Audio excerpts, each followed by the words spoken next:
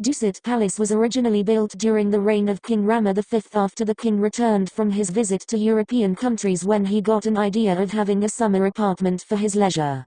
In 1899 the royal apartment was built and was named Suan Dusit, Dusit Park Garden. Prarachadamnern and Samson roads were built to connect Suan Dusit and the Grand Palace. After the communication between Suan Dusit and city centre was convenient, the permanent residence was built so the king moved there and only went to the Grand Palace for official royal functions. It was then named Suan Dusit Palace. In 1901 during his visit to Sichuan Island, the king saw Manthatratanaraj throne which was abandoned since the war with the French erupted in 1893 and ordered the throne to be dismantled and rearranged into Vimanmek mansion within the same compound as the Dusit Palace. In 1902, two more throne halls named Adhisek Dusit and Ampornsatan were built not far away from Vimanmek mansion. Adhisek Dusit throne hall was used for smaller royal functions whereas Ampornsatan throne hall was used as another residence for the king.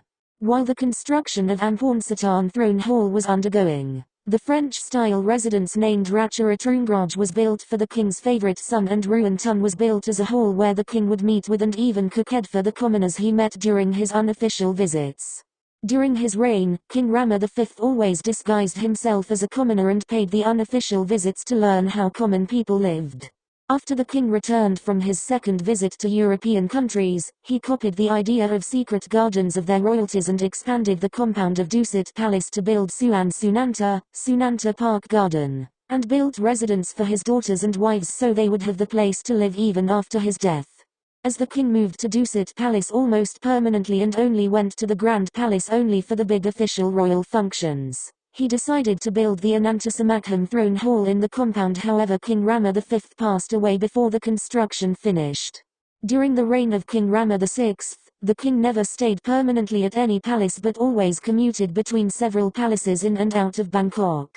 Chitraladerahatha Villa was built in 1913 and was used as Kiss residence as well as the venue for Wat Benchamabafit Winter Festival for the people. King Rama VII again stayed most of the time at Ampornsatam Throne Hall, Dusit Palace and sometimes Chitraladerahatham Villa, so he ordered the latter palace to be part of Dusit Palace. At present, Chitraladerahathan Villa is a residence of the present King and Queen and HRH Princess Sirindhorn.